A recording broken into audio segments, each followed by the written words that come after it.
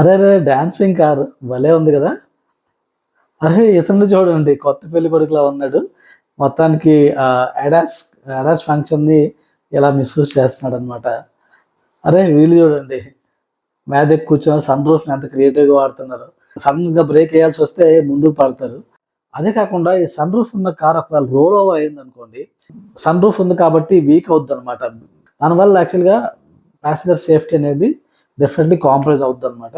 And ఇందాక మన కొత్త పెళ్లి కొడుకు వాడిన ఫీచర్ అడాస్ని అంత కాన్ఫిడెంట్గా వాడుతున్నాడు, డ్రైవర్లెస్ కార్గా మార్చేశాడు. అడాస్ మీద అంత కాన్ఫిడెన్స్ ఉండకూడదు, ఎందుకంటే ఈ most of the cars ADAS offer చేస్తున్నవి రాడార్ బేస్డ్ కాదు, ఇవన్నీ కూడా కెమెరా బేస్డ్ ఆఫర్ చేస్తుంది అనమాట ఇండియాలోని.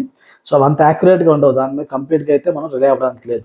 ఇలాంటి చాలా చాలా ఫీచర్స్ కార్ కంపెనీస్ ఆఫర్ చేసేవి కొంచెం నాకు యూస్ఫుల్గా అనిపించవు. ఇంకా యూస్ఫుల్లే కాకుండా కొన్నిసార్లు అవి డేంజరస్గా కూడా అనిపిస్తాయి. ఇప్పుడు నేను ఆల్రెడీ చెప్పాను కదా ఎగ్జాంపుల్స్.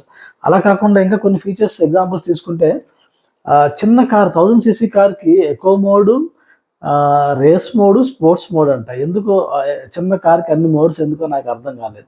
తర్వాత ఒక చిన్న కార్కి 360 కెమెరా ఇవ్వడం, చిన్న కార్స్ సన్ రూఫ్ ఇవ్వడం, ఇలాంటివన్నీ చేస్తున్నాయి కార్ కంపెనీస్.